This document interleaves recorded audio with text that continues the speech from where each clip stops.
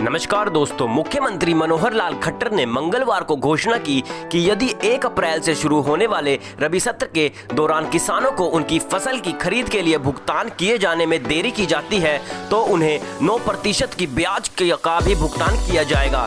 खरीद की गई फसलों का भुगतान सीधे किसानों के सत्यापित खातों में किया जाएगा। मुख्यमंत्री ने यहां आयोजित आगामी खरीद सत्र में लगे अधिकारियों की समीक्षा बैठक की अध्यक्षता करते हुए यह बात की। एक आधिकारिक बयान में कहा गया कि उप मुख्यमंत्री दुष्यंत चौटाला भी बैठक में मौजूद थे।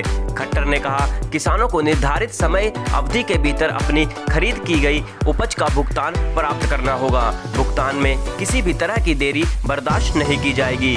किसानों को समय पर भुगतान किया जाए, यह सुनिश्चित करने के लिए जिम्मेदारियां तय की जानी चाहिए। बैठक के दौरान खट्टर ने फसलों की सुचारू खरीद के लिए किए जा रहे प्रबंधों की भी समीक्षा की और संबंधित विभागों और खरीद एजेंसियों को भी यह सुनिश्चित करने का निर्देश दिया कि राज्यों में विभिन्न मंडियों में किसानों को अपनी उपज बेचते समय किसी भी असुविधा का सामना न करना पड़े। खट्टर ने कहा, निर्धारित योजना बनाकर परेशानी से मुक्त और समयबद्ध खरीद सुनिश्चित की जानी चाहिए ताकि किसानों को किसी तरह की परेशानी न हो। मुख्यमंत्री ने कहा कि पिछले साल की तरह राज्यों में कोविड-19 मामलों में अचानक वृद्धि को देखते हुए खरीद केंद्रों की आवश्यक संख्या में वृद्धि की जानी चाहिए ताकि परेशानी मुक्त खरीद सुनिश्चित की जा सके।